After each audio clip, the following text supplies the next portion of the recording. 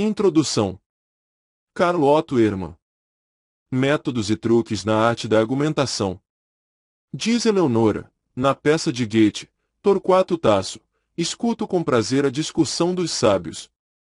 Quando sobre as forças, que no peito do homem se movem de maneira tão amigável e terrível, os lábios do orador se movimentam com graça. Isto é inconfundível. Aqui fala um ouvinte orientado puramente pela estética, que não se interessa tanto pelo conteúdo, mas sim pelas formas, modos e recursos psicológicos de uma discussão dialética entre oradores brilhantes. Estetas desse tipo desfrutam de uma discussão como se fosse um verdadeiro duelo medieval, não questionam o propósito da discussão, se este ou aquele representa uma boa causa, querem apenas se divertir com a força e a agilidade dos combatentes. No entanto, tal posição só pode ser mantida em raras ocasiões, não apenas porque as disputas entre espíritos cultos, que cruzam espadas intelectuais e movimentam os lábios com graça, não são espetáculos exatamente comuns, mas porque é impossível para a maioria considerar disputas discursivas como um mero jogo. Em especial as que são definidas de forma ética e dependem da vitória da justiça e da verdade deixam provavelmente uma impressão dolorosa da maioria dos debates. É chocante ver com que frequência ter razão e ficar com a razão não são equivalentes, que o vencedor de uma discussão não é o que está do lado da verdade e da razão, mas sim o que é mais espirituoso e sabe lutar de maneira mais ágil. Persuasão emotiva, espirituosidade e ironia, aparência convincente e representar um papel autoritário triunfam sobre a perspectiva. E vamos, estou cansado da falação. Então você tem razão, principalmente porque devo cedê-la. Como em qualquer disputa, em uma discussão o que está em ação não é o desejo pela verdade, mas o desejo pelo poder. E o ser humano, que não é um ser especialmente nobre, revela seu lado mais sombrio, a vaidade e a hipocrisia triunfam. Desafiar uma convicção soa como desvalorizar a personalidade, uma refutação é considerada acusação de inferioridade intelectual. Portanto, cada um se agarra desesperadamente às suas afirmações, mesmo aqueles que duvidam da legitimidade de sua causa, fazem todos os esforços para, pelo menos, parecer vitoriosos. Assim atacam muitas vezes de maneira intencional, e outras tantas vezes de forma parcial ou completamente passional com todos os tipos de truques e subterfúgios dialéticos. E eles são numerosos e variados, mas repetem-se por toda parte, nas conversas diárias e nas polêmicas dos jornais, em debates parlamentares e em processos judiciais, e até mesmo em discussões acadêmicas, deparamos hoje com os mesmos truques e subterfúgios utilizados há séculos. 2000 anos atrás, Aristóteles já acrescentava aos seus tópicos um apêndice sobre as falácias dos sofistas, um livro hoje pouco palatável cujos exemplos são insuportavelmente banais e podem até parecer bobos. Quem deve mergulhar a sério nesses casos de diérese, como a afirmação de que um número pode ser tanto par quanto ímpar porque 2 mais 3 é igual a 5? Quem deve se deixar enganar por falácias, por exemplo, de que 2 palavras escritas da mesma forma devem ser tratadas como sinônimas embora possam ser diferenciadas quando pronunciadas por entonações diferentes? Ou por contestações infantis como, o negro é preto e branco ao mesmo tempo, ou seja, tem a maioria da pele negra, mas branco se estivermos focados nos dentes, etc. Ao mesmo tempo, quem entender o princípio do mecanismo dessas estratégias e conseguir tirar conclusões dos casos mais complicados será visto com admiração, pois compreende os numerosos casos de Aristóteles que realmente têm a ver com as falácias e ainda são usados a todo momento e não são fáceis de identificar no dia a dia. No entanto, o autor as coloca na forma mais simples possível, e provavelmente de maneira intencional, as ilustra por meio dos exemplos bastante óbvios, para tornar a contestação contundente. Esta divisão aristotélica povoou e ampliou a lógica medieval. O ensino das falácias, pelas quais se podem compreender os sofismas utilizados normalmente, desempenhou um grande papel nos antigos livros de lógica até o século XIX. Em parte, a velha terminologia escolástica ainda é usada hoje pelos estudiosos, alguns termos até fazem parte da linguagem cotidiana dos intelectuais, como petitio principii, ignoratio elenchi ou formal post hoc, ergo propter hoc. Outros foram completamente esquecidos ou substituídos por termos comuns e modernos.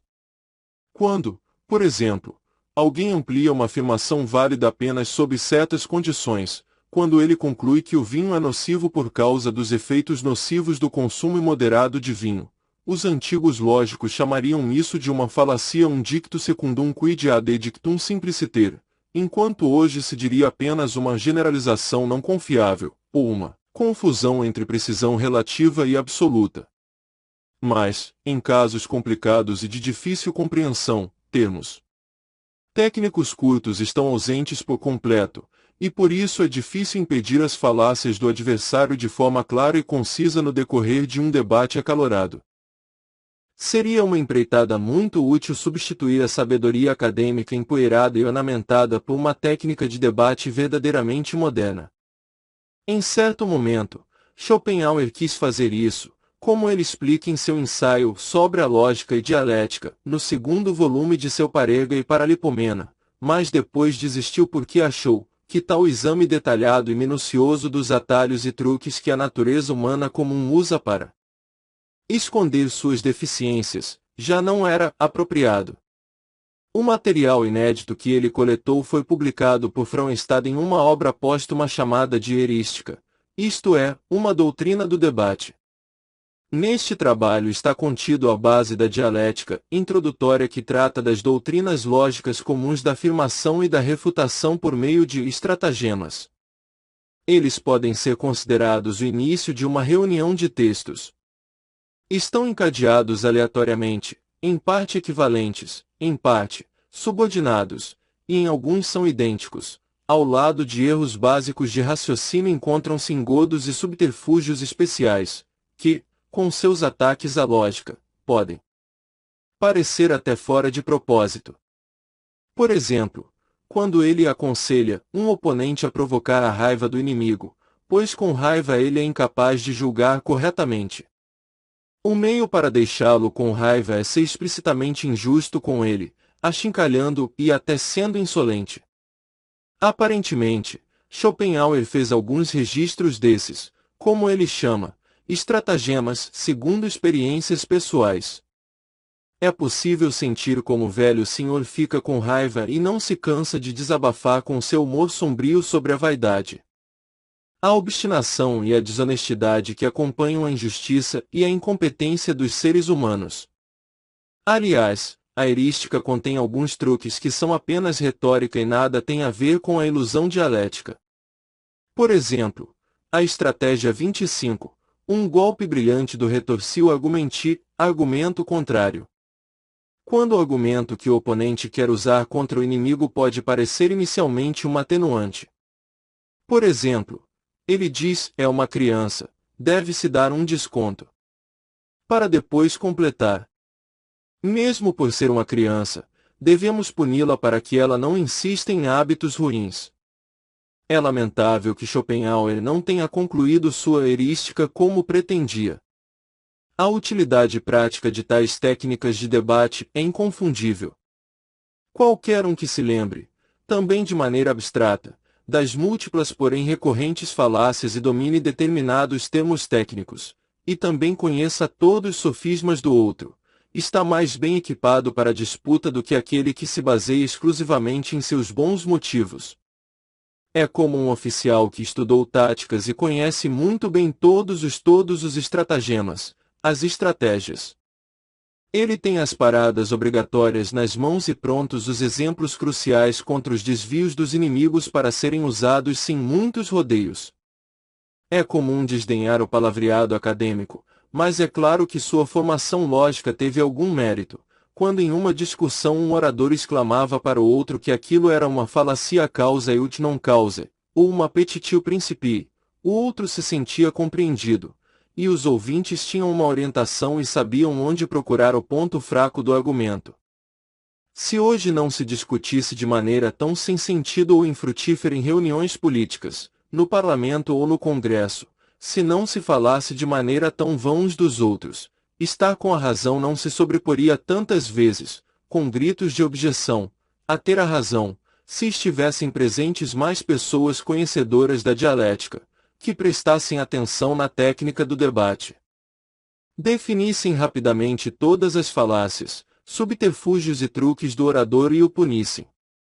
As construções a seguir não têm a intenção de ser uma coleção completa de todos os truques comuns usados em discussões. Selecionei o que me pareceu mais típico. A maioria dos principais sofismas está numa dessas categorias. Eles exploram as imperfeições naturais e inevitáveis da inteligência e da transferência de conhecimento humanas. Eles tratam essencialmente dos seguintes fenômenos. 1. Inadequação da linguagem do ponto de vista lógico. Goethe diz, assim que fala, a pessoa já começa a divagar. 2. Conflito entre o universal e o particular, os perigos da generalização, esquematização e tipificação. As contradições e as imperfeições da indução. 3. O fato de que nossas principais convicções baseiam-se em valores e, portanto, estão ligadas à ideia de certo e errado. 4. O fenômeno inevitável de que cada experiência própria se dá ao mesmo tempo que a dos outros, e de que ninguém pode prescindir das autoridades. 5. A tendência erradicável de todas as pessoas ao pensamento absoluto, enquanto nossos valores, conceitos e conhecimentos são relativos. Esses fatos estão, evidentemente, interligados de várias maneiras, de modo que uma distinção clara é quase impossível. Quase todas as falácias podem ser observadas de diferentes pontos de vista. E algumas surgem da ligação entre dois ou mais truques. Nos pontos de vista especificados não se enquadram comentários sobre artifícios legítimos, a saber, os subterfúgios e truques acima mencionados nada têm a ver com a lógica, especialmente os ignoratio-elenchi propositais, que descrevo como a perversão da questão, e, finalmente, as falácias propriamente ditas são violações das regras do silogismo. Nota do editor: estratagema e estratégia são sinônimos. O primeiro utilizado em assuntos dialéticos e acadêmicos, o outro em assuntos relacionados ao ambiente trivial e corporativo. Adotamos então a segunda acepção, cujo uso se tornou mais comum em nossos dias. Carl Otto Ehrmann, de 1858 a 1931, foi um reconhecido estudioso da filosofia e respeitado linguista alemão na virada do século passado. Autor de inúmeras obras, textos e estudos na área da semântica, dentre elas, Die Bedeutung des Wortes, 1910. O significado das palavras ensaio na fronteira da psicologia da linguagem e da lógica. Obrigado por estar no canal Livro de Orelha. Curta e compartilhe. Inscreva-se no canal e convide seus amigos. Canal Livro de Orelha, muito mais que um canal, um portal de conhecimentos.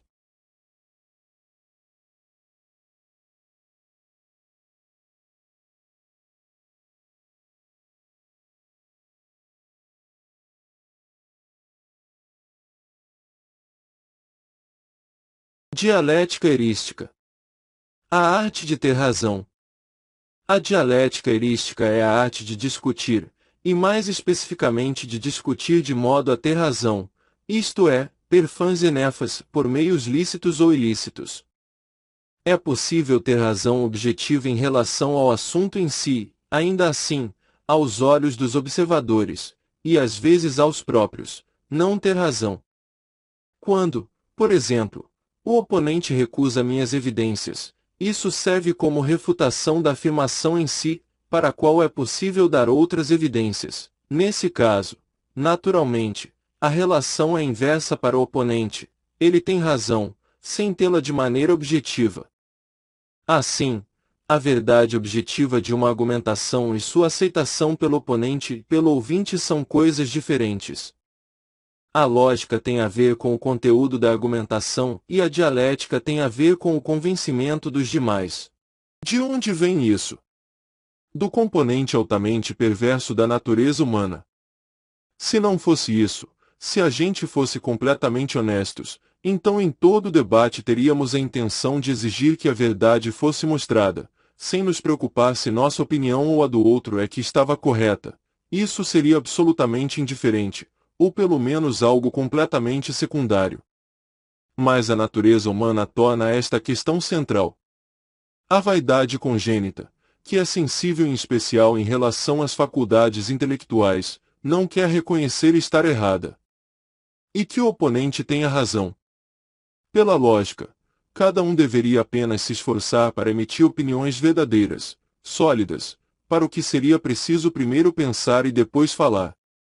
Mas a vaidade congênita se juntam à verborragia da maioria e à doentia desonestidade do homem. Falam antes de pensar, e depois percebem que sua afirmação era falsa ou que não tinham razão, ainda assim, atuam de modo a parecer o contrário. O interesse pela verdade, que deveria ser o único motivo da proposição de afirmações, é totalmente substituído pelo interesse da vaidade. A verdade deve parecer falsa e o falso deve parecer verdadeiro. Entretanto, essa mesma desonestidade, essa persistência em uma afirmação que já nos parece errada, ainda tem uma desculpa. Muitas vezes, começamos plenamente convencidos da verdade de nossa afirmação, mas o argumento do oponente parece arrasador. Se abrirmos mão da nossa de uma vez, talvez descobramos mais tarde que tínhamos razão, nossa evidência estava errada, mas mesmo assim podia existir uma correta. O argumento que nos salvaria não nos ocorreu logo de imediato. Portanto, vemo-nos diante da máxima, mesmo quando o argumento contrário parece certo e persuasivo, ainda devemos lutar contra ele na esperança de que essa certeza seja apenas aparente, e de que ainda nos ocorra um argumento durante a discussão que arrase com todos os outros, um que confirme nossa posição de outra maneira. Desse modo, mesmo sem nos darmos conta conscientemente do fato, somos impelidos à desonestidade durante a discussão. Nesse contexto, a fragilidade de nossa compreensão e a perversidade de nossa vontade colaboram mutuamente. Isso quer dizer que quem discute, via de regra, não luta pela verdade, mas por suas afirmações, e age pro arefocice por interesse pessoal e per fanze nefas por meios lícitos ou ilícitos. Já que não é possível fazer de outro modo, como foi demonstrado.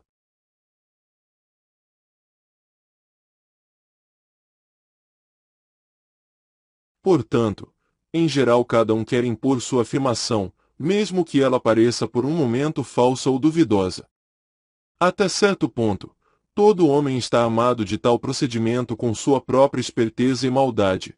Isso se aprende com a experiência diária com as discussões, e assim cada um passa a ter sua dialética natural e sua lógica natural. No entanto, ninguém vai muito além quando se trata da lógica. Pensar ou fazer suposições contrárias às leis da lógica não é fácil, opiniões erradas são frequentes e silogismos errados, muito raros. Também não é fácil demonstrar carência numa lógica natural. Por outro lado, existe muita gente com deficiências na dialética natural. Esse é um talento distribuído de maneira desigual. O mesmo acontece com a capacidade de raciocínio e com a racionalidade, que é distribuída de maneira muito desigual. Por isso, é muito comum as pessoas se confundirem com argumentações aparentes e se deixarem refutar quando na verdade têm razão, ou o contrário. E quando se saem vitoriosas de uma discussão, não raro atribuem isso menos à certeza de sua verdade sobre os fatos, mas à capacidade de raciocínio na construção de suas frases, à esperteza e à destreza com que se defenderam. Aqui, como em todos os outros casos, os dons inatos são os melhores. No entanto, muito pode ser feito para tornar alguém mestre dessa arte por meio da prática e da análise das táticas que podem ser usadas para derrotar um oponente, ou para combater as táticas que ele usa para o mesmo fim. Mesmo quando a lógica não tem nenhuma utilidade real ou prática, a dialética certamente tem. Parece-me que Aristóteles elaborou sua própria lógica, analítica, principalmente como base e preparação para sua dialética, e ela era a coisa mais importante para ele. A lógica se ocupa com a forma das afirmações, a dialética, de seu significado ou matéria, do conteúdo, É por isso que se deve contemplar primeiro a forma de todas as afirmações antes de analisar seu conteúdo. Aristóteles não determina o objetivo da dialética de forma tão exata quanto ele a indica como finalidade principal da discussão, e ao mesmo tempo também como a descoberta da verdade. Mais tarde, ele diz outra vez que, do ponto de vista filosófico, lidamos com as argumentações de acordo com sua verdade, e a dialética parte do ponto de sua credibilidade ou de acordo com a aprovação dos outros. O filósofo tem consciência de que a verdade de uma afirmação deve ser distinguida e separada da maneira como ela é apresentada e da aprovação que recebe, mas ele não faz uma distinção muito clara entre esses dois aspectos da questão, então reserva a dialética apenas para convencer os ouvintes. Algumas das regras que ele muitas vezes cria para a dialética na verdade pertencem à lógica, e por isso me parece que ele não ofereceu uma solução adequada para o problema.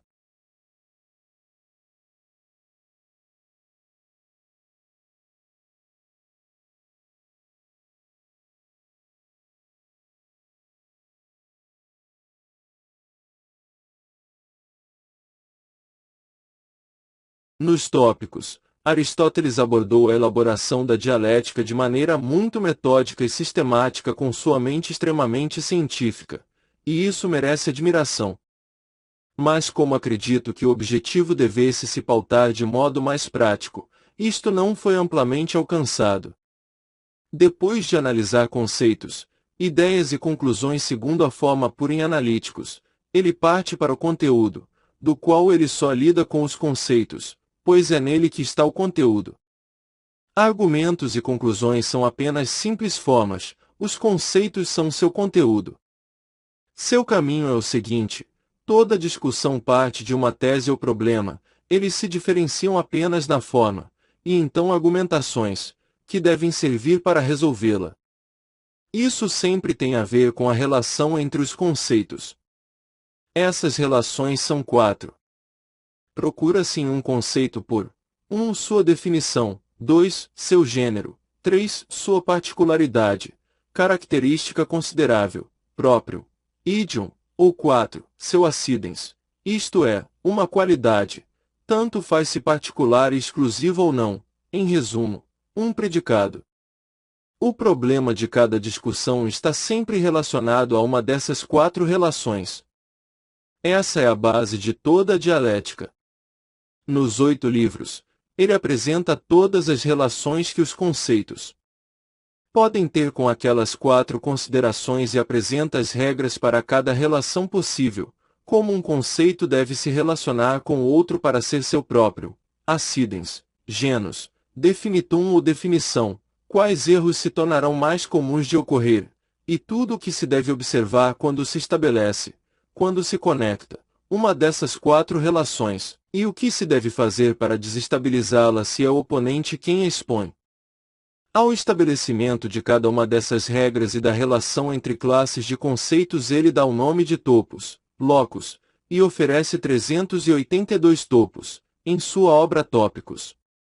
Entre eles ainda estão algumas regras gerais, principalmente da discussão, que apesar de longas não são exaustivas.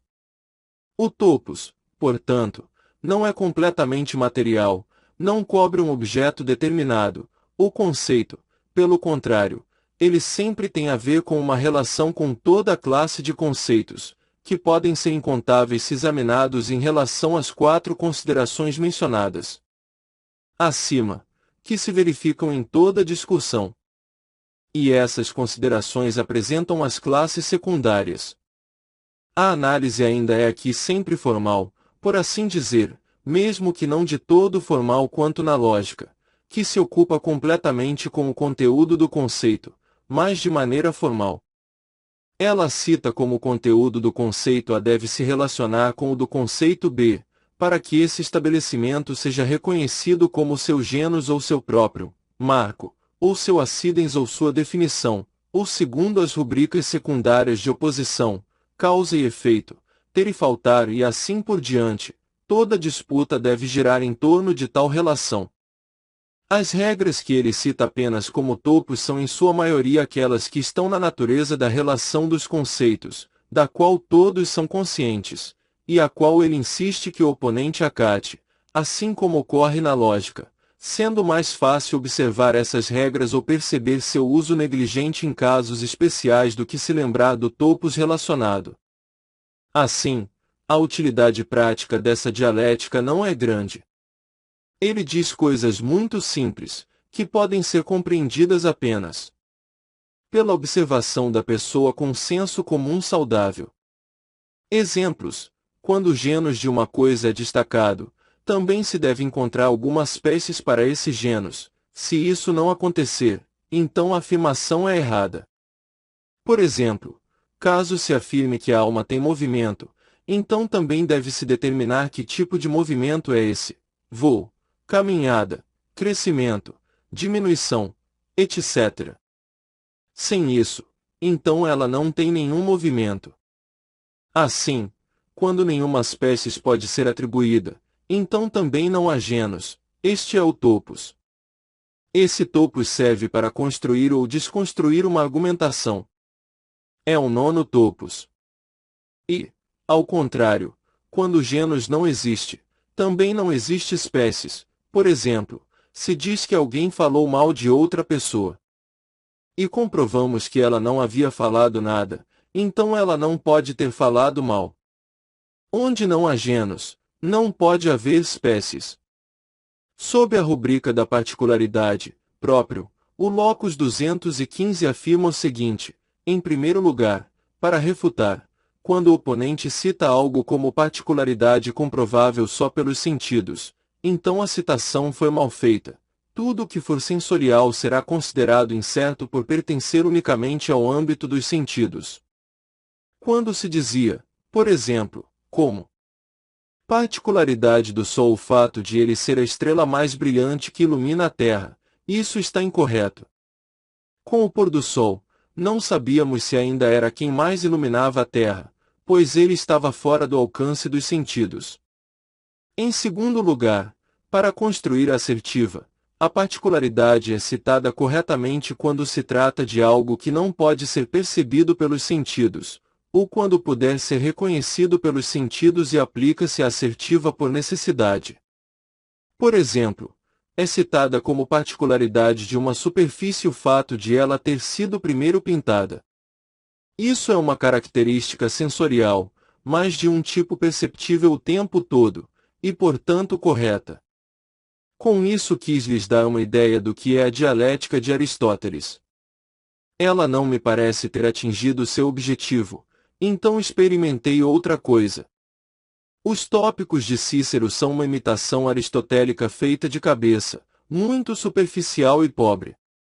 Cícero não tem nenhum conceito claro do que é um topos e qual seu objetivo, portanto diz todo tipo de besteira ex-ingênio por conclusão própria, e equipa isso com muitos exemplos jurídicos.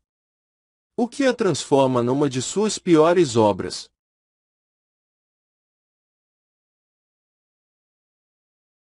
Para definir bem a dialética, deve-se, independentemente da verdade objetiva, que é coisa da lógica, observá-la simplesmente como a arte de ter razão, o que é o propósito, e será tão mais facilmente alcançado quando realmente se está com a razão.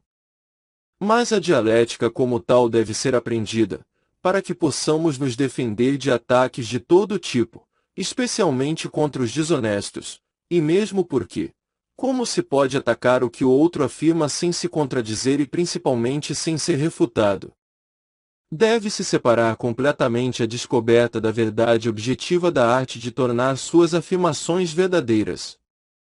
Cada uma dessas coisas é tarefa de uma atividade completamente diferente, é o trabalho das faculdades do julgamento, do pensamento, da experiência, e para isso não há uma arte específica, mas a segunda é o objetivo da dialética, a arte de tornar suas afirmações verdadeiras.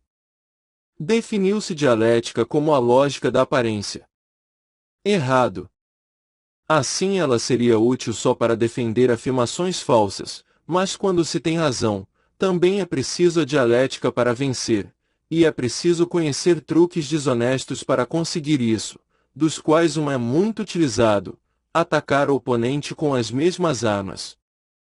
Por isso, na dialética, a verdade objetiva precisa ser deixada de lado ou vista como acidental, deve-se focar em defender suas afirmações e em como destruir as do oponente.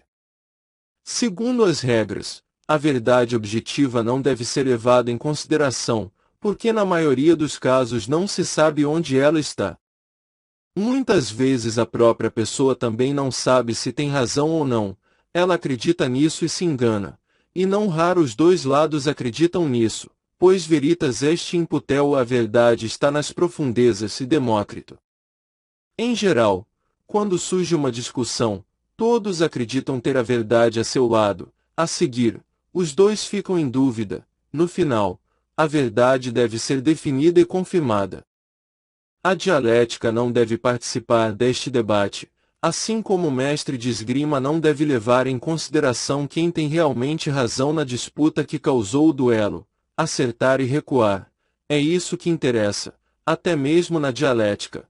Ela é uma esgrima intelectual, que só quando completamente compreendida pode ser apresentada como disciplina individual, pois se determinamos como meta a verdade verdadeiramente objetiva, então voltamos à lógica simples.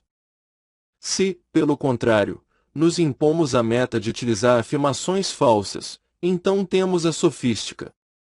E nos dois casos, parte-se do pressuposto que já sabemos o que é objetivamente certo e errado, mas é raro sabê-lo com antecedência. O verdadeiro conceito da dialética é o seguinte: uma esgrima mental para vencer uma disputa, apesar do nome erística ser mais apropriado. O mais certo seria dialética erística, dialética erística. E ela é muito útil, e hoje em dia é negligenciada de maneira injusta. Nesse sentido, a dialética deve ser apenas resumida a um sistema de regras e a representação de cada uma das naturezas inspiradas pela natureza. A maioria das pessoas se serve da dialética quando percebe que em uma briga a verdade nem sempre fica do seu lado, e ainda assim tenta ficar com a razão.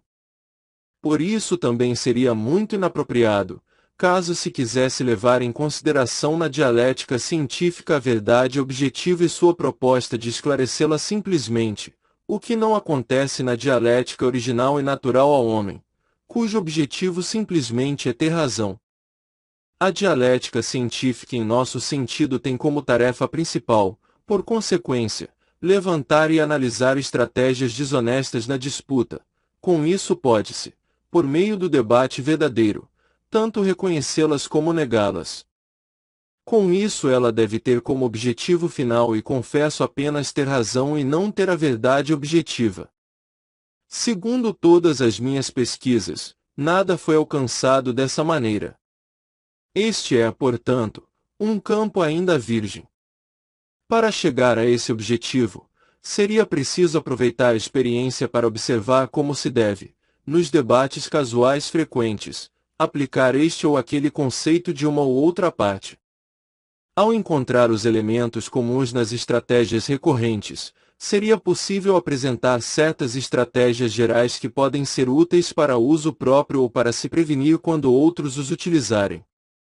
O que vem a seguir deve ser visto como uma primeira tentativa. A base de toda a dialética, antes de tudo, deve-se considerar a essência de toda a discussão, o que realmente acontece nela. O oponente apresentou uma tese, ou nós mesmos, o que dá no mesmo. Existem dois modos para refutá-lo e dois caminhos a seguir. Pelos modos A. Ad rem, foco na questão, B. Ad hominem, foco no oponente, quer dizer, mostramos que a afirmação não concorda com a natureza da coisa, isto é, com a verdade absoluta objetiva, ou com outras afirmações ou concessões do oponente, isto é, com a verdade relativa subjetiva. O último modo é apenas uma demonstração relativa e nada acrescenta à verdade objetiva. Pelos métodos A. Direta, B. Indireta. Nos primeiros, os ataques são feitos diretamente à tese em seus fundamentos, os indiretos às suas consequências. Os diretos mostram que a tese não é verdadeira, os indiretos que ela não pode ser verdadeira. Nos diretos, podemos fazer duas coisas. Ou mostramos que os fundamentos da afirmação são falsos, nego majorem, minorem, ou admitimos os fundamentos, mas mostramos que a afirmação não leva às consequências, nego consequentiam. Assim atacamos as consequências, ou a forma da conclusão. Para as refutações indiretas, utilizamos o recurso da apagogia ou da instância. A apagogia. Aceitamos uma afirmação como verdadeira, e então mostramos o que vem a seguir quando utilizamos outra proposta reconhecida como verdadeira. Usamos as duas como premissas para um mesmo desfecho, chegando a uma conclusão que é claramente falsa, pois contradiz a natureza das coisas ou as outras afirmações do próprio oponente, isto é, a conclusão é falsa ad rem ou ad hominem, Sócrates in Hippia Mageiras. Portanto, a afirmação de nosso oponente também era falsa, pois premissas verdadeiras só podem ser seguidas por conclusões verdadeiras, apesar das falsas nem sempre serem seguidas por conclusões falsas. E, neste caso, podemos colocar a afirmação de nosso oponente num terreno frágil. B. A instância ou exemplo ao contrário, exemplo in contrarium. Isso consiste na refutação da afirmação por meio da referência direta a casos particulares que nela se incluem pela forma como são expostos, mas aos quais não se aplicam e por meio dos quais a afirmação se mostra necessariamente falsa. Esse é o esquema fundamental, o esqueleto de qualquer discussão, sua osteologia. Todo tipo de controvérsia pode ser reduzido a isso. A controvérsia inteira, no entanto, pode se dar da maneira descrita, ou apenas aparentemente se dá assim, e ela pode ser apoiada por argumentos genuínos ou falsos. E por não ser fácil estabelecer a verdade em relação a esse assunto, os debates são tão longos e tão obstinados. Também não podemos, ao solicitar o argumento, separar a verdade real da aparente, pois mesmo os que participam da disputa não têm de antemão certeza disso. Por isso descreverei os diversos truques ou estratégias sem observar as questões da verdade objetiva ou da falsidade, pois essa é uma questão da qual não temos nenhuma certeza e que não pode ser determinada de antemão. Além disso, em cada disputa ou discussão sobre qualquer assunto devemos concordar em uma coisa, e com isso, como princípio, devemos estar dispostos a julgar o assunto em questão. Não podemos discutir com quem nega princípios, com alguém que contesta o princípio, não há o que debater. Agora vamos às 38 estratégias para vencer qualquer debate, para vencer qualquer discussão. Lembrando que você está no canal Livro de Orelha, o maior canal do YouTube em audiolivros, audiobooks. Canal Livro de Orelha, o seu portal de conhecimento.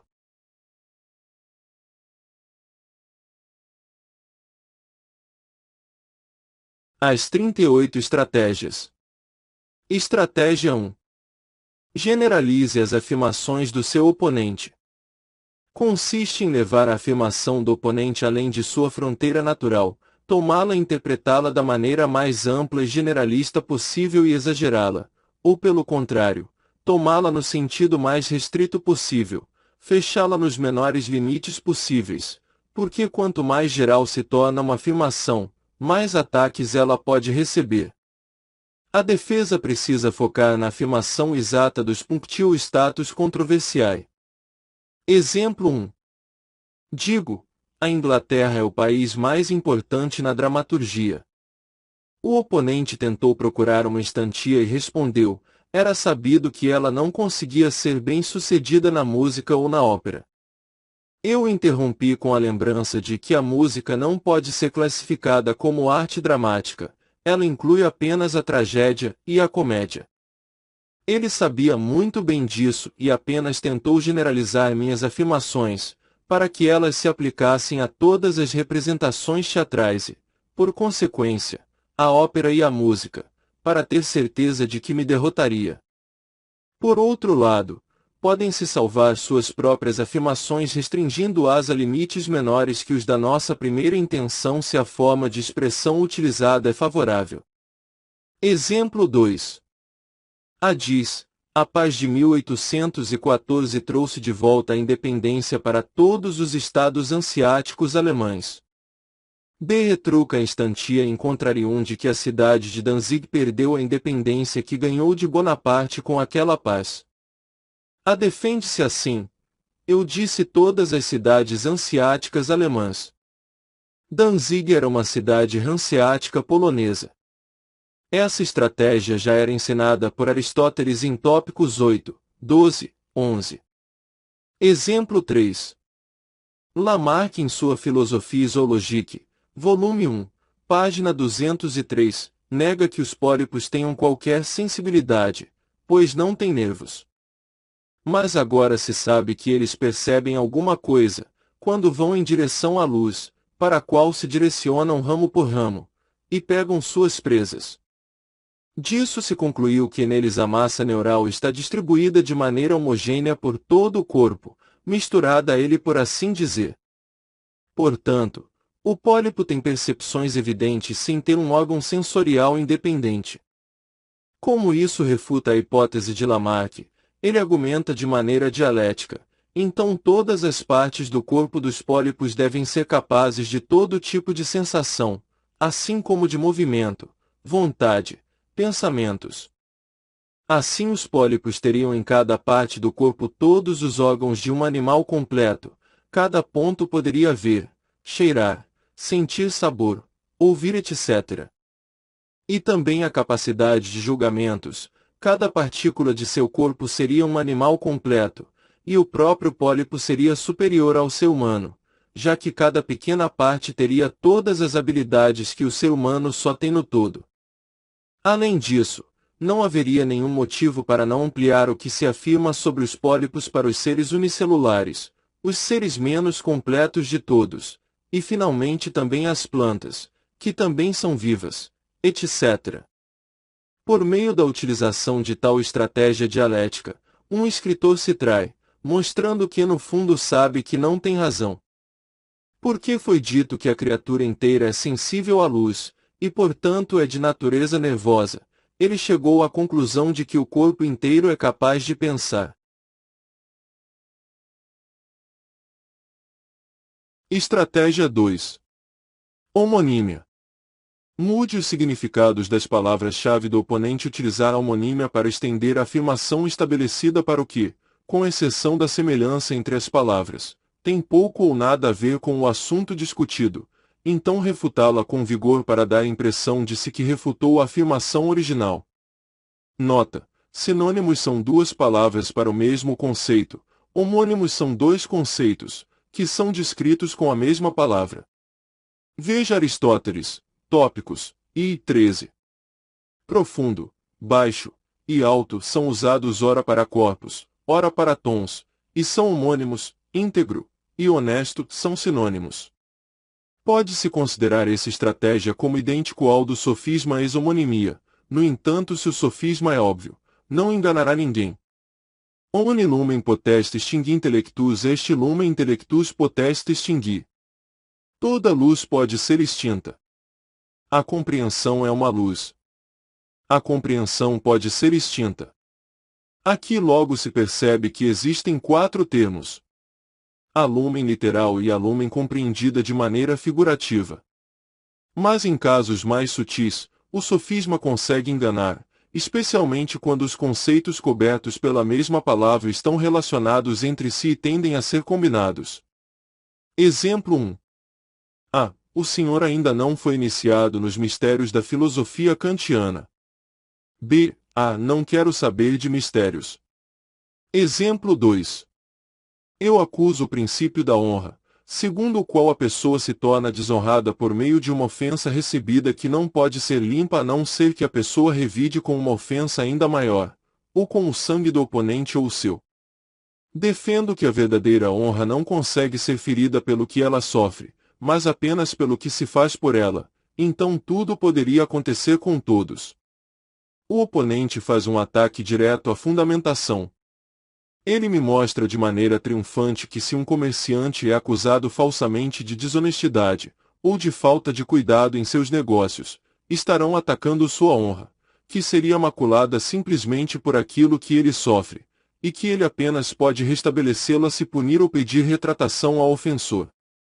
Aqui, por meio de um homônimo, ele endossa dois tipos de honra: a honra civil, chamada também de bom nome, que pode ser ferida por meio da difamação, sob o conceito de honra cavalheiresca, ou chamada de questão de honra, e ferida por meio das injúrias.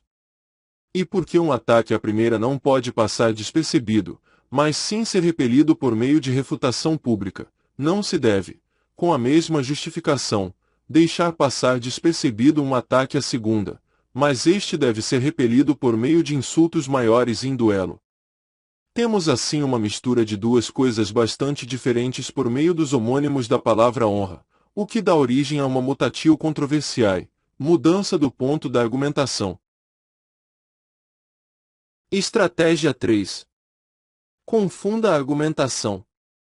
Outra estratégia é interpretar a afirmação estabelecida de maneira relativa, como se tivesse sido feita de maneira geral e absoluta, ou pelo menos em um sentido completamente diferente, e então refutá-la pelo sentido que o falante não quis. O exemplo de Aristóteles é o seguinte: o mouro é negro, entretanto os dentes são brancos, assim ele é negro e não negro ao mesmo tempo. Esse é um exemplo inventado, que ninguém levaria a sério. Peguemos então um da experiência real. Exemplo 1. Em uma conversa sobre filosofia assumo que defendo e prefiro o sistema dos quietistas. Logo depois vem a conversa sobre Hegel, e eu afirmo que ele escreveu grandes besteiras, ou pelo menos muitos trechos de seus escritos, nos quais Hegel colocou as palavras, mas o leitor precisa dar o sentido. O oponente não tenta refutar isso ad rem, mas se satisfaz ao estabelecer o argumentum ad hominem. Eu tinha acabado de defender os quietistas e também eles escreveram muitas besteiras.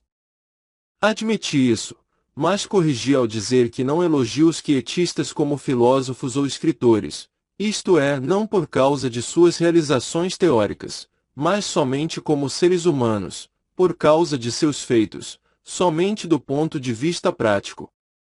E que no caso de Hegel, entretanto, falávamos de teorias. Assim, esquivei-me do ataque. As três primeiras estratégias estão relacionadas entre si. Eles têm em comum o fato de que o oponente na verdade fala sobre uma coisa diferente do que foi afirmado. Então seria um ignoratio elenchi e desconhecimento das contraevidências, permitir ser derrotado de tal maneira. Então, em todos os exemplos apresentados, o que o oponente diz é verdade, mas parece estar em contradição com a tese de maneira aparente e não real. Tudo que a pessoa que está sendo atacada deve fazer é negar a validade de sua conclusão, isto é, a conclusão a que o oponente chega. E isso porque sua afirmação é verdadeira e a nossa, falsa. Dessa maneira, sua refutação é refutada diretamente pela negação de sua conclusão. Per negotionem consequentiae. Outra estratégia é recusar-se a admitir premissas verdadeiras por causa de uma consequência prevista. Estratégia 4. Prepare o caminho, mas oculte a conclusão. Quando alguém quiser tirar uma conclusão, não deve deixar que ela seja prevista, mas deve fazer com que as premissas sejam admitidas uma a uma, sem perceber, misturando-as aqui e ali durante a sua fala, senão o oponente tentará todos os tipos de contra-ataque. Ou quando se estiver em dúvida se o oponente vai admiti-las, apresentar as premissas dessas premissas, crie pré-silogismos e faça com que as premissas de diversos deles sejam admitidas de maneira desordenada. Desse modo, o jogo fica escondido até que se obtenham todas as admissões necessárias. Essas regras são dadas por Aristóteles em seus tópicos 8 e 1. Esta estratégia não precisa de exemplos. Estratégia 5. Use as premissas do seu oponente contra ele. Também se pode utilizar como prova de uma afirmação verdadeira outra afirmação falsa quando o oponente não quer admitir as verdadeiras, seja porque ele não entende sua verdade ou porque entende que, se aceitá-las, a sua argumentação será aceita por todos. Nesse caso, tomam-se as afirmações falsas por si, mas verdadeiras ad hominem, e argumenta-se conforme a maneira de pensar do oponente, ex concessis. Pois a verdade pode surgir também de afirmações falsas, ao mesmo tempo que as falsas nunca podem surgir das verdadeiras. Mesmo assim é possível refutar as afirmações falsas do opositor por meio de outras afirmações falsas que ele considera verdadeiras. Neste caso, temos de adaptar ao estilo de pensamento dele. Por exemplo, se ele é seguidor de uma seita da qual não conjugamos do mesmo pensamento, podemos usar as opiniões dessa seita contra ele, como princípios. Aristóteles, Tópicos, 8, 9. Estratégia 6. Mude as palavras do oponente para confundi-lo. Faz-se um petitio principivelado, no qual se postula o que se quer tanto refutar. Sob outro nome, por exemplo, em vez de honra, boa reputação, em vez de virgindade, virtude, e assim por diante. Ou com conceitos intercambiáveis, animais de sangue vermelho em vez de vertebrados. Ou 2. Fazendo uma pressuposição geral sobre o ponto específico em discussão. Por exemplo, defender a insegurança da medicina ao postular a insegurança de todos os conhecimentos humanos. 3. Se, vice-versa, duas afirmações resultam uma da outra, e uma precisa ser provada, deve-se postular a outra. 4. Se uma afirmação geral precisa ser provada, deve-se fazer o oponente admitir todas as suas particularidades. Essa estratégia é o oposto da número 2. Aristóteles, Tópicos, 8, 11.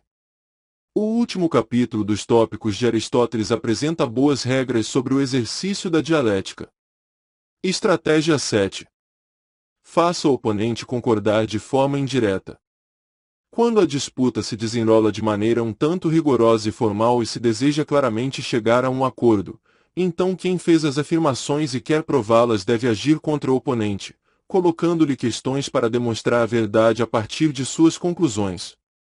Esse método erotemático, também chamado de socrático, foi especialmente utilizado pelos antigos. O mesmo se aplica a esta estratégia e algumas a seguir. Todas adaptadas livremente do capítulo 15 de Liber de Elenchis Sophisticis, de Aristóteles. A ideia é fazer muitas perguntas amplas de uma vez para esconder o que se quer que o oponente admita, além disso, apresentar rapidamente o argumento resultante de suas admissões. Assim, quem é lento para compreender não consegue acompanhar com exatidão e deixa passar os possíveis erros ou falhas na demonstração. Estratégia 8. Desestabilize o oponente. Ao provocar raiva, o oponente sai fora de seu equilíbrio e racionalidade para julgar corretamente e perceber a própria vantagem. É possível fazê-lo ficar com raiva por meio de repetidas injustiças, de algum tipo de truque e pela insolência. Estratégia 9. Disfarce seu objetivo final. As perguntas que o ando não são feitas na ordem que levaria a uma conclusão possível podem levar a uma confusão muito grande. O oponente não sabe aonde você quer chegar e não pode se precaver.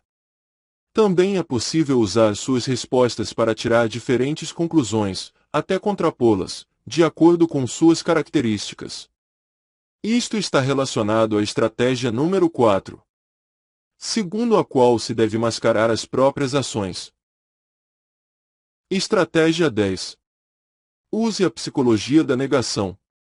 Quando se percebe que o oponente nega de maneira proposital e infantil as afirmações cuja aprovação seria usada para a nossa frase, deve-se perguntar o oposto da oposição utilizada, como se estivéssemos ansiosos por sua aprovação, ou deve-se pelo menos apresentar as duas para escolha, para que ele então não perceba qual frase queremos que seja aprovada.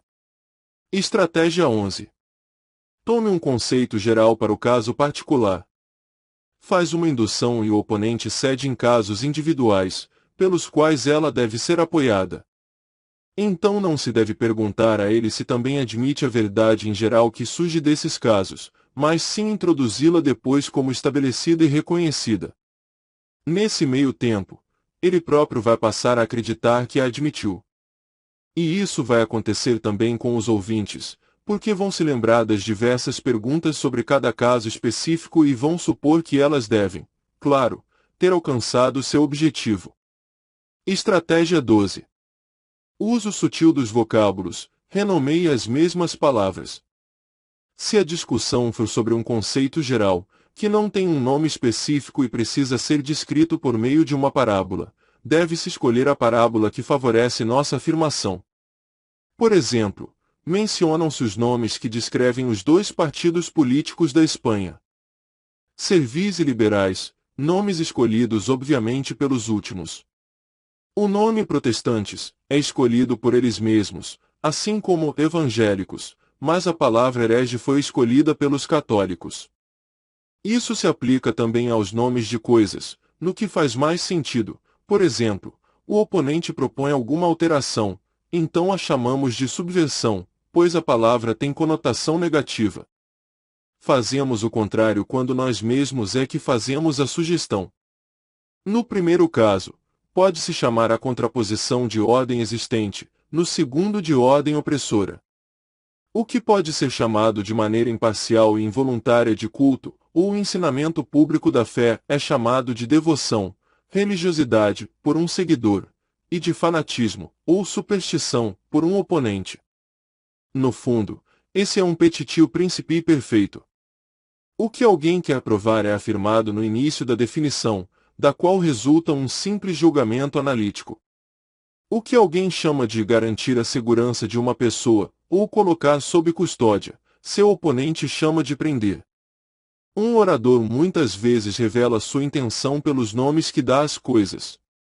Um diz o clero, e o outro diz os padres. De todos os truques, esse é o mais utilizado, de maneira instintiva.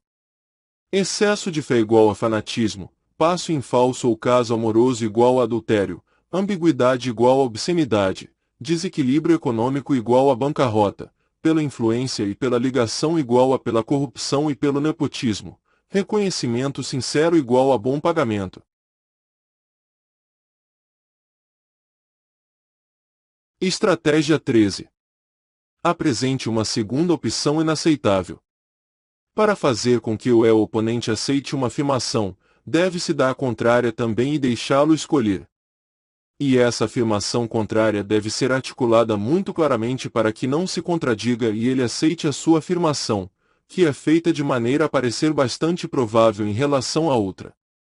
Por exemplo, se o objetivo é fazê-lo admitir que alguém deve fazer tudo o que o seu pai lhe diz, então perguntamos, deve-se obedecer ou desobedecer aos pais acima de todas as coisas? Ou caso se afirme que uma coisa acontece com frequência, então perguntamos se por frequente compreendemos poucos ou muitos casos, ele dirá muitos. É como quando ao se colocar o cinza perto do preto, ele pode ser chamado de branco, e quando ele é colocado perto do branco, pode ser chamado de preto. Estratégia 14. Acuando os tímidos. É um golpe insolente a situação em que, depois de o oponente ter respondido a muitas perguntas sem que as respostas dessem o benefício de uma conclusão favorável que se esperava, nós nos precipitamos para a conclusão desejada, apesar de ela não ser uma consequência da afirmação, como se tivesse sido provada, e proclamá-la em tom triunfante. Se o oponente é tímido ou burro, e se quem ataca é atrevido e tem boa voz, pode-se conseguir ter razão. Isso pertence à fallacia non causa ut causa, ilusão por meio da pressuposição da prova sem a prova. Estratégia 15. Utilize paradoxos, para situações difíceis. Quando se faz uma afirmação paradoxal e achamos difícil prová-la, apresenta-se ao oponente uma afirmação correta para ele aceitar ou rejeitar, mas cuja verdade não seja muito palpável, como se quiséssemos tirar provas dela. Se ele recusar por suspeitar de um truque, então a levamos ad absurdum e ganhamos, mas se ele aceitá-la, então teremos dito alguma coisa inteligente e teremos de ver o que vai acontecer. Ou acrescentamos a estratégia anterior e assim garantimos que nosso paradoxo seja comprovado. Trata-se de uma insolência imensa, mas isso acontece por experiência, e existem pessoas que praticam tudo isso de maneira instintiva. Estratégia 16. Desqualifique o argumento do outro. Argumenta ad hominem ou ex concessis.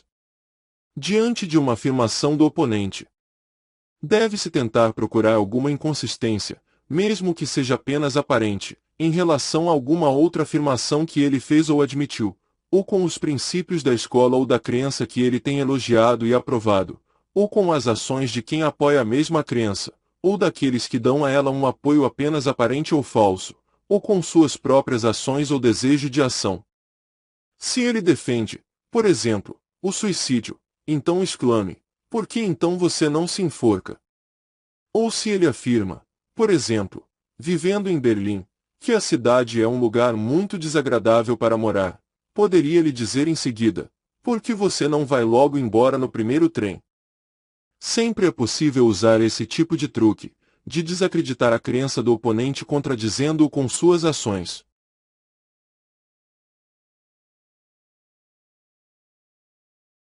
Estratégia 17. Faço uso da dupla interpretação. Quando o oponente pressiona com uma contra-evidência, podemos nos salvar por meio de uma diferenciação sutil, algo que não tínhamos pensando antes. Este recurso pode ser utilizado quando a questão permite um outro significado ou uma dupla interpretação. Estratégia 18. Mude o curso. Interrompa antes da perda certa.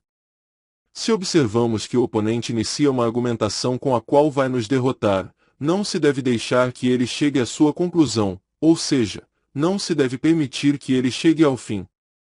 Deve-se interromper o andamento da discussão em um bom momento, retirando-se, distraindo ou levando a discussão para outras pessoas.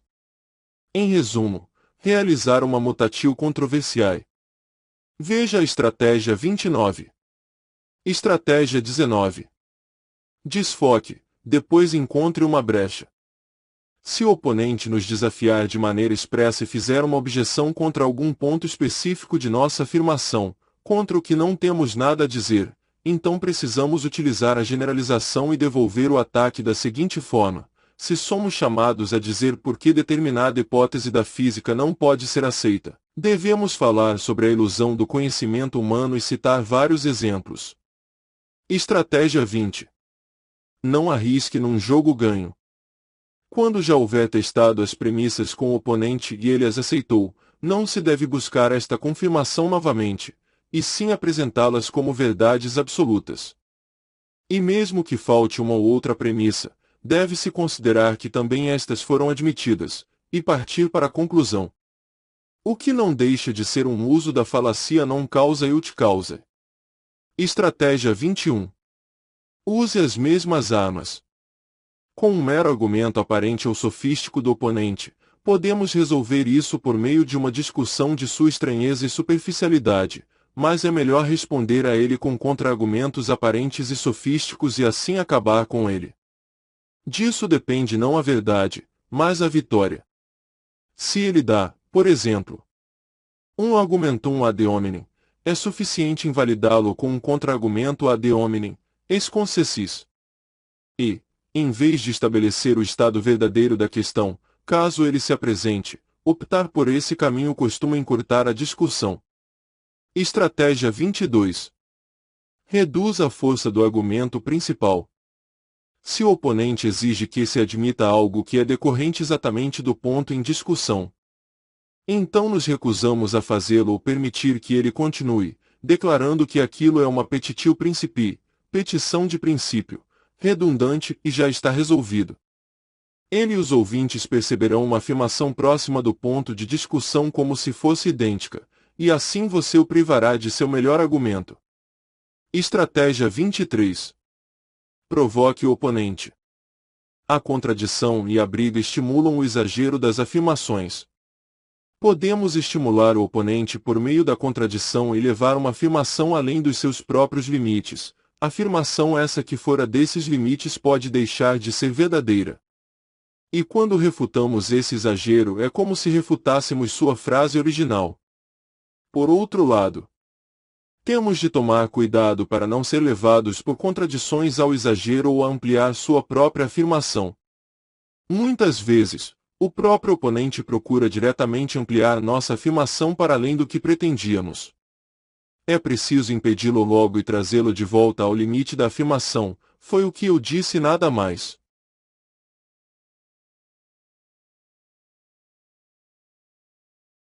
Estratégia 24. Torne a alegação do outro inconsistente. O oponente faz uma afirmação, e por meio de falsas inferências e distorções de suas ideias, extraímos dela outras afirmações que ela não contém e que ele não quis dizer de jeito nenhum, ou melhor, que são absurdas ou perigosas. Assim parece que a primeira afirmação deu origem a outras que são inconsistentes consigo mesmas ou com algum reconhecimento da verdade, então ela parece ser refutada de maneira indireta. A apagogia é uma nova utilização da falacia non causa ut causa. Estratégia 25. Use a exceção para destruir a tese. Isso tem a ver com a apagogia por meio de uma instância exemplo in contrarium. A inductio exige uma grande quantidade de casos para estabelecer uma afirmação universal. Mas a apagogia precisa de apenas um único caso, ao qual não se aplica a afirmação, para derrubá-la. Esse é um método controverso conhecido como instância, exemplo in contrarium, instantia. Por exemplo, a sentença todo ruminante tem chifres, é derrubada pela única instância do camelo. A instância é um caso da aplicação da verdade generalista, e algo não universalmente verdadeiro é inserido em sua definição fundamental, o que a torna inválida. Entretanto, é possível que haja enganos, e devemos atentar para o seguinte em relação às instâncias que o oponente pode criar. 1. Se o exemplo é realmente verdadeiro, pois existem problemas cuja única solução real é que o caso em questão não seja verdadeiro, por exemplo, muitos milagres, histórias de fantasmas e assim por diante. 2. Se ele realmente pertence ao conceito da verdade assim apresentada, pois se apenas aparenta pertencer, então a questão deve ser resolvida com distinções precisas. 3. Se ele realmente contradiz a verdade apresentada, muitas vezes isso também é apenas aparente. Estratégia 26. Reforce um aspecto no oponente, depois destrua o seu valor. Um golpe brilhante é o retorsivo argumenti, quando o argumento que o oponente quer usar para si poderá ser mais bem usado contra ele. Por exemplo, ele diz, trata-se de uma criança, deve-se dar um desconto. Retorsiu, mesmo por ser uma criança, devemos puni-la, para que ela não insista em seus hábitos ruins. Estratégia 27. Deixe o seu oponente desequilibrado. Se o oponente fica bravo de maneira inesperada com um argumento, então deve-se insistir nele com mais afinco, não simplesmente por ser bom deixá-lo com raiva, mas porque se supõe que o ponto fraco de uma linha de pensamento foi atingido e que nesse ponto o oponente está mais vulnerável para ser atacado. Estratégia 28. Ganhe a simpatia da audiência e ridicularize o adversário. Este é especialmente aplicável quando pessoas cultas discutem diante de uma plateia leiga. Quando não se tem nenhum argumentum ad rem nem mesmo um ad hominem, então se faz um ad auditores, isto é, uma objeção inválida, cuja falta de validade apenas um especialista consegue ver, o oponente, mas não a plateia.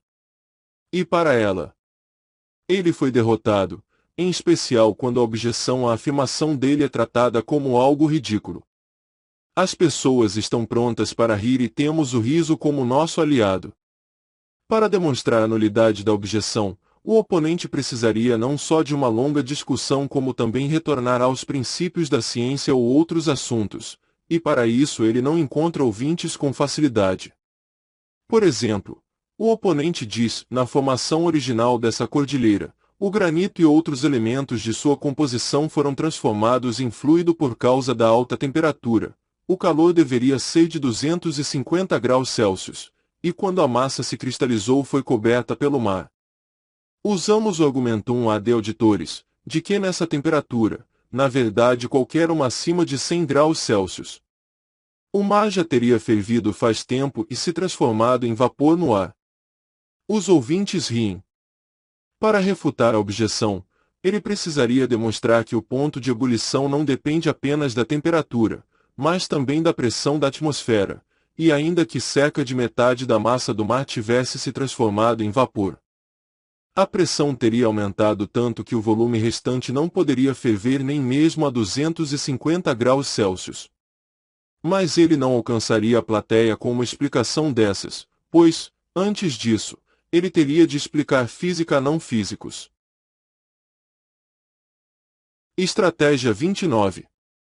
Não se importe em fugir do assunto se estiver a ponto de perder.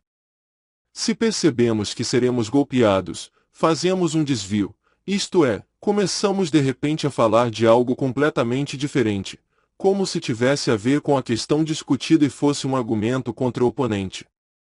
Isso pode ser feito sem presunção quando o desvio tem, na verdade, alguma relação geral com a questão, mas pode ser tomado como uma insolência se não tem nada a ver com o assunto, e só é levantado para atacar o oponente. Por exemplo, eu elogio o fato de que na China não há nobreza por nascimento e os cargos são distribuídos mediante provas de capacidade intelectual. Meu oponente defende que a erudição não torna uma pessoa mais competente para um cargo que a vantagem de um nascimento nobre, a qual admira. Discutimos e ele se sai mal. Assim ele faz um desvio, dizendo que na China cidadãos de todas as classes eram punidos com bastões, o que ele relaciona com o grande consumo de chá e acusa os chineses das duas coisas. Segui-lo nisso significaria ser levado a abrir mão de uma vitória já ganha. O desvio é insolente quando o assunto em questão é completamente abandonado e suscita, por exemplo, objeções como, sim, você acabou de afirmar isso, e assim por diante. Então o argumento vai de algum modo para o lado pessoal, do tipo que será tratado na última sessão. A rigor, esse é um ponto intermediário entre o argumentum ad personam, que lá será discutido, e o argumentum ad hominem. Essa estratégia é tão instintiva que pode ser vista em todas as discussões entre pessoas comuns. Se uma pessoa faz um comentário pessoal contra a outra, esta, em vez de responder por meio da refutação, deixa como está, como se admitisse, e responde fazendo algum outro tipo de comentário sobre o oponente. Ela faz como Cipião, que atacou os cartagineses não na Itália, mas na África. Na guerra, tal desvio pode ser útil em determinados momentos. Em discussões, ele é ruim, pois o comentário permanece, e quem olha de fora escuta o pior que pode ser dito a respeito das duas partes. Esta é uma estratégia que deve ser usada apenas falte de mieux na falta de coisa melhor. Estratégia 30. Aposte em credenciais e acue a todos. O argumentum ad verecundiam, sobre o respeito ao argumento utilizado. Em vez de motivos, utilizasse a autoridade, conforme o grau de conhecimento do oponente. Unus quisquam vult credere conjudicare, todos irão preferir acreditar do que julgar, diz Sêneca de Vita Beata. E, 4. Assim o jogo é mais fácil quando se tem uma autoridade que o oponente respeita. Por isso, quanto mais limitados forem seus conhecimentos e habilidades, maior é o número de autoridades que pesam sobre ele. Mas, se seus conhecimentos e habilidades forem muitos, daí serão poucas, na verdade, quase nenhuma. Ele pode, talvez, admitir a autoridade de um profissional versado em uma ciência, uma arte ou um ofício sobre o qual ele pouco sabe, mas mesmo assim olhará com suspeitas. Por outro lado, pessoas comuns têm profundo respeito por homens de todos os tipos. Eles não sabem que um homem que faz da coisa que ama sua profissão não exerce pela coisa em si, mas pelo dinheiro que recebe, ou, na maioria dos casos, é raro um homem que ensine uma disciplina a conheça bem, pois se fosse um profundo estudioso não teria tempo para ensinar. Mas existem muitas autoridades que gozam do respeito da multidão, e se você não tiver nenhuma que seja adequada, pode pegar uma que assim se pareça, ou você pode citar o que alguém disse em outro sentido ou em outras circunstâncias. Os leigos têm um respeito peculiar por um floreio em grego ou em latim. Também é possível, se necessário, não só forçar a importância dessas autoridades, mas falsificá-las, ou citar alguma coisa completamente inventada. A maioria das pessoas não está com o livro por perto e também não saberia como lidar com ele se o tivesse. O melhor exemplo disso é dado pelo pároco francês que, recusando-se a ser obrigado a pavimentar a rua em frente à sua casa como os outros moradores, citou um ditado que disse ser bíblico: paviem-lhe, ego non pavebo, todos podem tremer, eu não vou tremer. Isso convenceu os responsáveis pela cidade que confundiu a pronúncia em latim com o seu sentido em francês, paver, de pavimentar. Preconceitos em geral também são utilizados como autoridade. A maioria das pessoas pensa como Aristóteles, o que parece muito certo, dizemos que está certo. Sim, não existe ideia, por mais absurda que seja, que as pessoas não tomem como suas com tanta facilidade e tão logo se convençam de que tal coisa é adotada de maneira geral. O exemplo lhes influencia o pensamento e as ações. São ovelhas que seguem o pastor aonde ele for, para elas é mais fácil morrer do que pensar. É muito curioso que a universalidade de um pensamento tenha tanto peso sobre as pessoas. É como se sua própria experiência lhes dissesse que sua aceitação é um processo sem questionamento e por imitação. Mas essa visão crítica não lhes diz nada, pois elas não têm praticamente nenhum autoconhecimento. Apenas os mais sofisticados estão com Platão quando ele disse muitas pessoas têm muitas ideias, isto é, os leigos têm muitas besteiras na cabeça, e se quiséssemos dar atenção a elas, teríamos muito que fazer. A universalidade de uma ideia, para falar a verdade, não prova nada, nem mesmo a motivo de probabilidade de sua validade. Aqueles que defendem isso devem assumir que a distância no tempo priva qualquer universalidade de sua força demonstrativa. Se fosse o contrário, todos os velhos erros que uma vez foram tomados universalmente como verdadeiros seriam lembrados. Por exemplo, o sistema ptolomaico precisaria ser restabelecido, ou o catolicismo em todos os países protestantes. 2. Que a distância espacial tem o mesmo efeito. Senão a universalidade respectiva de uma opinião entre os seguidores do budismo, do cristianismo e do islamismo os poriam em apuros. Segundo Bentham, Tactique des Assemblées Legislatives, volume 2, p. 76. O que se chama de pensamento universal, visto à luz, é o pensamento de duas ou três pessoas, e seríamos convencidos disso se pudéssemos ver como realmente surgem esses pensamentos. Descobriríamos então que existem duas ou três pessoas que a princípio os aceitaram, promoveram ou defenderam, e que foram tão boas a ponto de se confiar que os testaram muito bem. Então, convencidas de antemão de que estas tinham capacidade, algumas outras pessoas também aceitaram a opinião. Estas, por sua vez, receberam a confiança de muitos outros, cuja preguiça lhes sugeriu que era melhor acreditar de uma vez do que ter o trabalho de testar a questão por si mesmas. Assim, dia após dia, cresce o número de tais preguiçosos e seguidores crédulos, então logo a opinião tem um bom número de defensores, e os seguidores atribuem isso ao fato de que tal opinião só poderia ser obtida pela convicção de seus argumentos. Os que ainda tivessem dúvidas eram compelidos a validar o que era admitido universalmente, para não passarem por cabeças duras que resistem às opiniões validadas pela maioria, ou por pessoas rudes que querem ser mais espertas que o resto do mundo. Agora, aderir, torna-se uma obrigação. A partir deste ponto, os poucos que são capazes de julgar se calam. E quem se aventura a falar é completamente incapaz de ter ideia ou julgamento próprios, simplesmente com a opinião alheia, e mesmo assim a defendem com grande zelo e ignorância. Pois o que elas odeiam nas pessoas que pensam de outra maneira não são as ideias que elas professam, mas a pressuposição de que querem julgar as coisas por si mesmas, o que elas mesmas nunca fazem e disso são conscientes.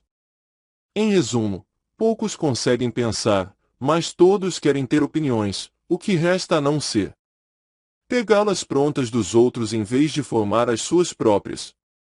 Como é isso que acontece? Qual o valor da voz de centenas de milhões de pessoas? Tanto quanto um fato histórico presente em centenas de relatos que comprovadamente plagiaram uns aos outros, a opinião pode ser rastreada até uma única fonte. Segundo Bailey, Penseis sur les comètes, VI, p. 10. Dico ego, tu dissis, sed de nec dixit eire dictaque post totis, nil nisi dicta vides. Eu digo isso, você diz isso, e finalmente todos também dizem isso. Disse isso com tanta frequência que não se vê nada além do que foi dito. Mesmo assim, pode-se usar a opinião universal como autoridade na discussão com pessoas comuns. Pois em geral se vai descobrir que quando duas cabeças comuns brigam entre si, na maioria das vezes ambas escolhem a arma da autoridade, e com isso atacam-se mutuamente. Se alguém com cabeça melhor precisar lidar com eles, então é aconselhável que se esforce para usar essa arma e escolha as autoridades de acordo com a parte frágil do oponente. Pois, ex hipótese, ele é insensível a todos os argumentos racionais assim como um Siegfried com chifres escondidos, mergulhado na maré da incapacidade de pensar e de julgar. Diante de um tribunal, só há disputa entre autoridades e afirmações de autoridade, quer dizer, exercício do julgamento consiste em descobrir que lei ou autoridade se aplica ao caso em questão. Há, no entanto, espaço suficiente para a dialética, pois se o caso em questão e a lei não combinarem de verdade, podem, se necessário, serem distorcidos até parecerem combinar, ou vice-versa. Estratégia 31. Complique o discurso de seu oponente. Quando não tiver nada para contradizer os argumentos defendidos pelo oponente, declare-se incompetente com um toque de ironia. O que você diz agora ultrapassa meu fraco poder de compreensão, pode estar certo. Só que não consigo entender, e me contenho para expressar qualquer opinião a respeito. Dessa maneira você insinua aos presentes, com quem você tem boa reputação, que o que seu oponente diz é besteira.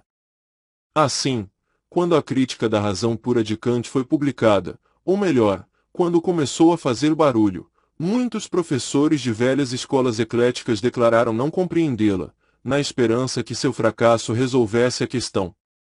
Mas quando alguns seguidores da nova escola mostraram a eles que tinham razão e eles realmente é quem não tinham entendido, eles ficaram de muito mau humor. Deve-se utilizar o truque só quando se tem certeza de que os ouvintes o têm em melhor estima do que a seu oponente. Por exemplo, um professor contra seus estudantes. Na verdade, isso pertence à estratégia anterior. Trata-se de afirmar de forma particularmente maliciosa a própria autoridade em vez de apresentar argumentos. O contra-ataque é dizer, desculpe-me, deve ser fácil para você compreender isso com seu penetrante intelecto. E, a culpa é minha por conta da péssima apresentação que fiz do assunto, e continuar a esfregar a coisa facilitada na cara do oponente de modo que ele compreenda e fique bem claro que era tudo culpa dele. Assim nos esquivamos do ataque. Ele quis apenas insinuar que estávamos dizendo besteira, e nós provamos que ele é ignorante no assunto. Tudo com a maior gentileza. Estratégia 32. Colhe um sentido ruim na alegação do outro. Se somos confrontados com uma afirmação do oponente, há um caminho curto para se livrar disso ou pelo menos torná-la suspeita, colocando-a em alguma categoria odiosa, mesmo se a ligação for apenas aparente ou até sutil. Por exemplo, isso é maniqueísmo, arianismo, pelagianismo, idealismo, spinozismo, panteísmo, brownianismo, naturalismo, ateísmo, racionalismo, espiritualismo, misticismo, e assim por diante.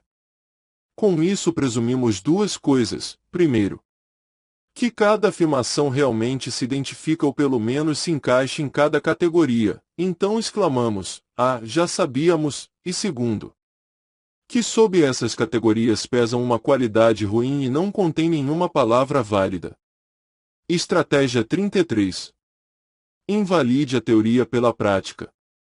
O que pode estar certo na teoria na prática está errado.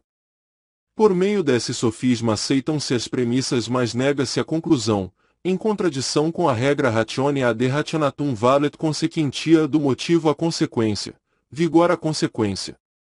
Essa afirmação baseia-se em uma impossibilidade, o que em teoria está certo deve valer também na prática, se não valer, então existe um erro na teoria. Alguma coisa não foi percebida e não foi levada em consideração, portanto isso está errado também na teoria.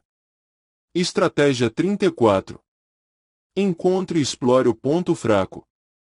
Quando o oponente não dá uma resposta ou informação direta para uma pergunta ou argumento, mas evade-se por meio de outra pergunta ou de uma resposta indireta, ou faz alguma afirmação que não tem a ver com a questão, e, em geral, tenta mudar de assunto.